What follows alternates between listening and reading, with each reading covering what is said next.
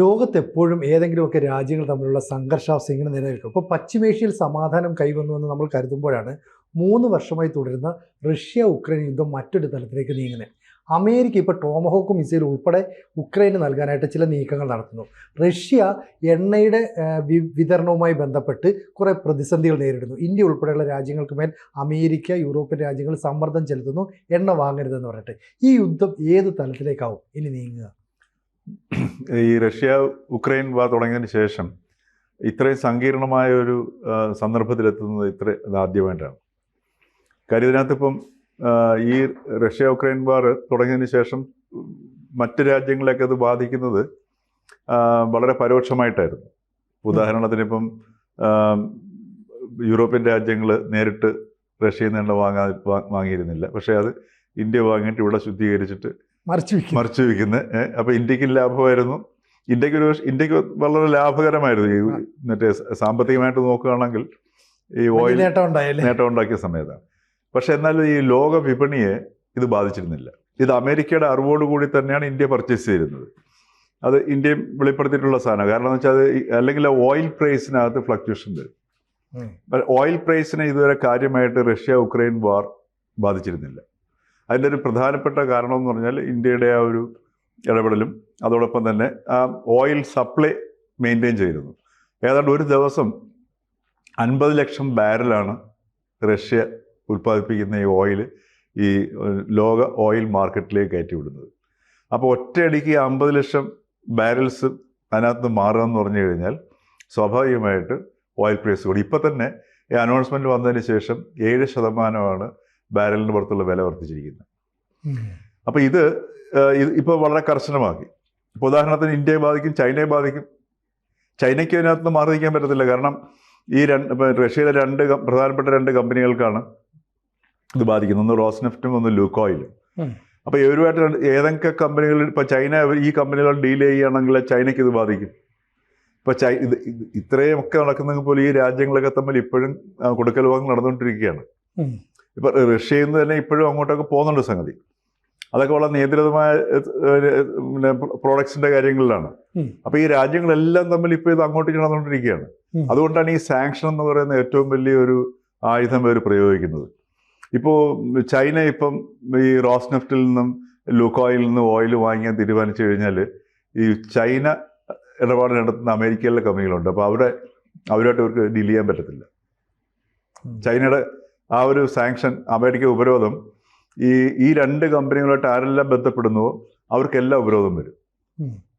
അപ്പോൾ ഇതിനെ ഏറ്റവും കൂടുതൽ ബാധിക്കാൻ പോകുന്നത് അമേരിക്കയാണ് ബാധിക്കാൻ പോകുന്നത്. അമേരിക്കയിൽ ഇതിൻ്റെ കാരണം എന്ന് വെച്ചാൽ ഇത് ഇൻഫ്ലേഷനിലേക്ക് കൊണ്ടുപോകും. ഈ ഓയിൽ പ്രൈസ് കൂടുന്ന സമയത്ത് സ്വാഭാവികമായിട്ടും അന്താരാഷ്ട്ര വിപണിയിൽ ഓയിൽ പ്രൈസ് കൂടുമ്പോൾ അതിൻ്റെ ആ ഒരു മറ്റേ ഈ പരോക്ഷമായ റിഫ്ലക്ഷൻ എല്ലായിടത്തും അനുഭവപ്പെടും. അത് ഏറ്റവും പ്രത്യക്ഷമായിട്ട് കാണുന്നത് ഈ നാണയപ്പെരുപ്പത്തിലാണ്, ഇൻഫ്ലേഷനിലാണ്. അപ്പോൾ ഇപ്പം തന്നെ അമേരിക്കൻ ജനത ഈ ട്രംപിൻ്റെ ടാരിഫ് യുദ്ധം തുടങ്ങിയതിന് ശേഷം ഈ അവിടുത്തെ ഉൽപ്പന്നങ്ങൾ, കാരണം ഈ ഇന്ത്യയിൽ നിന്നും ചൈനയിൽ നിന്നൊക്കെ കയറ്റി വെച്ചുകൊണ്ടിരുന്ന ഉൽപ്പന്നങ്ങൾ അവിടെ ആൾക്കാർ ഉപയോഗിച്ചുകൊണ്ടിരിക്കുകയായിരുന്നു. അപ്പോൾ അതിൻ്റെ അഭാവം വരുമ്പോഴത്തേക്ക് സ്വാഭാവികമായിട്ട് കൂടുതൽ വില കൊടുത്ത് വാങ്ങിക്കാൻ അവർ നിർബന്ധിതരാകും. മറ്റു പല കമ്പനികളിൽ നിന്നുള്ള ലഭ്യതയില്ലാതെ വരും. അങ്ങനെയുള്ള ഒരുപാട് ആഭ്യന്തര പ്രശ്നങ്ങൾ ഇപ്പം തന്നെ അമേരിക്ക നേരിടുന്നുണ്ട്. ഈ പിന്നെ നിത്യോപയോഗ സാധനങ്ങളുടെ വില വർദ്ധിച്ചിട്ട്. അപ്പോൾ ഈ ഒരു സംഗതി വരുമ്പോഴത്തേക്ക് ഇത് മനസ്സിലാകുന്ന എന്താണെന്ന് വെച്ച് കഴിഞ്ഞാൽ ട്രംപ് ഇപ്പോൾ ഒരു തുറുപ്പ് ചീട്ട് എടുത്തിരിക്കുകയാണ്. അതായത് പുടിൻ്റെ പുറത്ത് ഇത്രയും കൂടുതൽ പ്രഷർ ആദ്യമായിട്ടാണ് എത്തുന്നത്. ഇപ്പം ഇതുവരെ റഷ്യയുടെ എക്കോണമിയെ ബാധിച്ചിരുന്നില്ല. ഈ കഴിഞ്ഞ വർഷം വരെ 23-24 വർഷം വരെ റഷ്യൻ എക്കോണമിയെ കാര്യമായിട്ട് ഈ യുദ്ധം ബാധിച്ചിരുന്നില്ല. റഷ്യൻ എക്കോണമി GDP വളർച്ചയിൽ വരുന്നു. ഇപ്പോൾ അമേരിക്കയുടെതൊക്കെ വളരെ 1 വന്നപ്പോഴത്തേക്ക് റഷ്യയുടെ വളരെ സ്റ്റഡിയായിട്ട് പോയിക്കൊണ്ടിരിക്കുകയായിരുന്നു. പക്ഷേ എന്നാൽ ഇപ്രാവശ്യം ഇതുവരെയുള്ള കണക്കെടുത്ത് നോക്കുമ്പം റഷ്യൻ GDP 0 GDP ഗ്രോത്ത്. അതായത് റഷ്യൻ എക്കോണമി ഒരു തളർച്ചയുടെ ആ വക്കീലെത്തി നിൽക്കുന്നു. അതിനോടൊപ്പം തന്നെയാണ് ഈ ഉക്രൈൻ അവരുടെ ഈ ഓയിൽ റിഫൈനറിയുടെ പുറത്ത് കുറേ എണ്ണം നശിപ്പിച്ചു. അപ്പോൾ കുറേ എണ്ണം അത് ഷട്ട് ഡൗൺ ചെയ്തിരിക്കുകയാണ്. അപ്പോൾ ആ ഓയിലിനെ കേന്ദ്രീകരിച്ചിട്ടാണ് കുറച്ച് നാളായിട്ട് അടിയണക്കുന്നത്. ഇപ്പൊ ഇത് സത്യം പറഞ്ഞാൽ ഇത് ഉക്രൈൻ എന്ന് പറയുന്നത് ഒരു കോടാലി മാത്രമാണ്. അമേരിക്കയാണ് ഈ യുദ്ധം ആരംഭിക്കുന്നത് ഉക്രൈൻ ഉപയോഗിച്ചുകൊണ്ട്. ഉക്രൈനെയും സത്യം പറഞ്ഞു കഴിഞ്ഞാൽ ഉക്രൈനെയും അതോടൊപ്പം യൂറോപ്യൻ രാജ്യങ്ങളെയും കെണിയിൽ വീഴ്ത്തുമായിരുന്നു അമേരിക്ക. ശരിക്കും അമേരിക്ക തന്നെയാണ് യുദ്ധം നടത്തുന്നത് തുടക്കം മുതൽ തന്നെ. ഈ മറ്റേ ഈ അപക്വമായ ഈ സെലൻസ്കിയെ കൊണ്ട് ഇതിനെ ഇറങ്ങി തിരിപ്പിച്ചതൊക്കെ അമേരിക്ക തന്നെയാണ്. അപ്പോൾ ഈ കഴിഞ്ഞ കുറച്ച് നാളായിട്ട് നോക്കിയാൽ അറിയാം റഷ്യയുടെ പൊട്ടൻഷ്യലിലാണ് അടി തുടങ്ങിയത്. അവരുടെ 2 തവണ അവരുടെ ഈ സമീപ കാലഘട്ടത്തിൽ അവരുടെ റിഫൈനറിയിൽ ഇത് ബ്ലാസ്റ്റ് നടത്തി അവരുടെ മേജർ 2 യൂണിറ്റുകൾ ഷട്ട് ഡൗൺ ചെയ്തിട്ടിരിക്കുകയാണ്. അപ്പോൾ അതിനെ തുടർന്നിട്ടാണ് ഇപ്പോൾ വന്നിരിക്കുന്ന ഈ ഒരു സാങ്ഷൻ എന്ന് പറയുന്നത്. അതിനോടൊപ്പം തന്നെ ഇപ്പം ട്രംപ് പ്രഖ്യാപിച്ചു ടോംഹോക്ക് മിസൈൽസ് സെലൻസ്കിക്ക് കൊടുക്കാൻ പോവാണ്, ഉക്രൈൻ കൊടുക്കാൻ പോവാണ്. ഈ ടോംഹോക്ക് കിട്ടിക്കഴിഞ്ഞാൽ റഷ്യയുടെ ഏത് ഭാഗത്ത് വേണമെങ്കിലും മിസൈൽ ആക്രമണം നടത്താം. അതിനെ ബേസ് ചെയ്തിട്ടാണ് ഈ ട്രംപിൻ്റെ ഈ പ്രസ്താവന കേട്ടിട്ടാണ് ഇപ്പം പുടിൻ പറഞ്ഞിരിക്കുന്നത് അതങ്ങനെ ചെയ്യുകയാണെന്നുണ്ടെങ്കിൽ അതിൻ്റെ കോൺസിക്വൻസസ് അല്ലെങ്കിൽ അതിൻ്റെ പ്രത്യാഘാതം താങ്ങാൻ പറ്റുന്നതാവില്ല. അതായത് അമേരിക്ക താങ്ങരുത്, അല്ലെ അമേരിക്കയ്ക്ക് പണി വരുന്നു എന്നാണ്. കാരണം വെച്ചാൽ ഒരു ന്യൂക്ലിയർ പവർ അല്ലേ. അതെ. ഇപ്പൊ ഈ പുടിന്റെ ഏറ്റവും വലിയ പ്രത്യേകത എന്ന് പറഞ്ഞാൽ ട്രംപിനൊക്കെ പുടിന്റെ വാക്കുകൾ എന്നൊക്കെ പറഞ്ഞാൽ ഭയങ്കര ഷാർപ്പും ഷ്രൂഡും പിന്നെ അയാളുടെ സ്റ്റാൻഡുകൾ. ഇപ്പൊ ഉക്രൈൻ വാർ തുടങ്ങുന്നതിന് മുമ്പ് ഏത് കാരണത്താലാണോ വാർ തുടങ്ങിയത് ആ പോയിന്റിൽ നിന്ന് അണ്ണുപിട അയാൾ മാറിയിട്ടില്ല. ഇതുവരെ പല നെഗോഷിയേഷൻസ് നടത്തി നോക്കി, ഇന്ത്യ ഉൾപ്പെടെ നടത്തി നോക്കി. പക്ഷേ റഷ്യയുടെ അനാലിസിസ് അതിനകത്ത് നമുക്ക് കുറ്റം പറയാൻ പറ്റത്തില്ല. കാരണം നാറ്റോ ശക്തികൾ റഷ്യയുടെ വക്കിലേക്ക് എത്തുന്നു. അതാണ് ഉക്രൈൻ അടിക്കാൻ കാരണം ഉണ്ടായത് അല്ലേ. അപ്പം നാറ്റോ വന്നു കഴിയുമ്പോൾ നാറ്റോയുടെ ഏറ്റവും പ്രധാനപ്പെട്ട നാറ്റോയെ നയിച്ചിരുന്നു പറയുന്നത് അമേരിക്ക തന്നെയാണ്. അതുകൊണ്ട് തന്നെയാണ് ഇപ്പോൾ ഈ യൂറോപ്യൻ കൺട്രീസും അപകടത്തിലായത്. കാരണം അമേരിക്ക കൊണ്ട് പിന്മാറി. ഉക്രൈൻ്റെ സംരക്ഷണം യൂറോപ്പ് ഏറ്റെടുക്കണമെന്ന് അവർ പറയുകയും ചെയ്തു. യൂറോപ്പിൻ്റെ കയ്യിലാണെങ്കിൽ റഷ്യയെ നേരിടാനുള്ള ആയുധങ്ങളോ സംവിധാനങ്ങളോ ഒന്നുമില്ല. അതുകൊണ്ടാണ് ഇപ്പോൾ യൂറോപ്യൻ രാജ്യങ്ങൾ വൻതോതിലും ഈ പറഞ്ഞതുപോലെ അവർ അവരുടെ GDP-യുടെ അമേരിക്ക അല്ല ഇംഗ്ലണ്ട് ആണെങ്കിലും ഫ്രാൻസ് ആണെങ്കിലും ഒക്കെ 3 to 5% അവർ ചെലവാക്കാൻ തയ്യാറാവുന്നു. ഇതുവരെ ആ ഭാഗം അവർ ശ്രദ്ധിച്ചിരുന്നില്ല. കാരണം അമേരിക്കയായിരുന്നു അത് കംപ്ലീറ്റ് നോക്കിക്കൊണ്ടിരുന്ന സാധനം. ഇപ്പോൾ അമേരിക്ക ഒരേ സമയത്ത് യൂറോപ്പിനെയും ഉക്രൈനെയും കൃത്യമായിട്ട് ഉപയോഗിച്ചെന്നുള്ളതാണ്. അതുകൊണ്ടാണ് ഈ ഇവിടുത്തെ ഈ പുടിൻ ട്രംപ് മീറ്റിങ്ങിന് ശേഷം വൈറ്റ് ഹൗസിൽ മീറ്റിംഗ് ഉണ്ടെന്നല്ലോ ട്രംപിൻ്റെ അടുത്ത് യൂറോപ്യൻ നേതാക്കൾ എല്ലാവരും ഉണ്ടായിരുന്നു.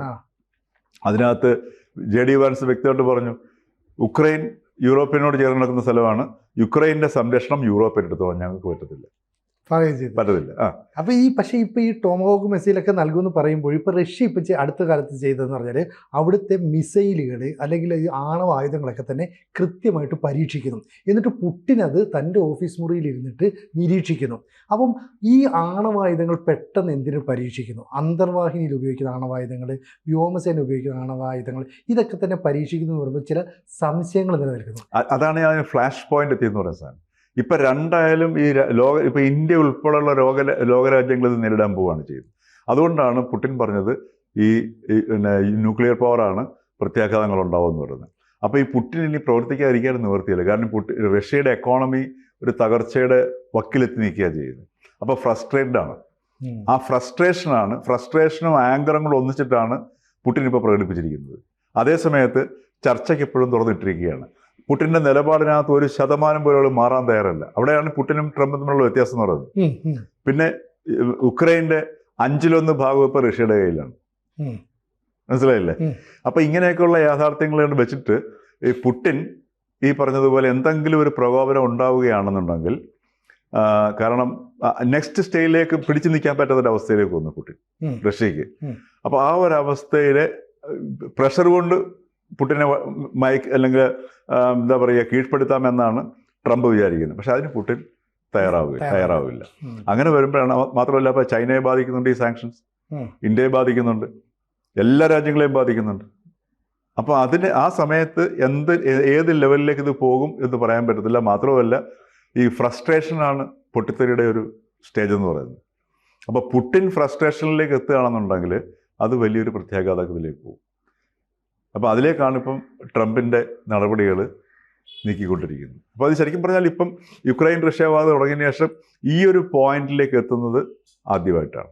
എന്ത് സംഭവിക്കുന്നുള്ളത് കാണണം. അതെ. കൂടുതൽ വാർത്തകളും വിശേഷങ്ങളും നിങ്ങളിലേക്ക് എത്താൻ ABC മലയാളം സബ്സ്ക്രൈബ് ചെയ്യുക, ബെൽ ബട്ടണും അമർത്തുക.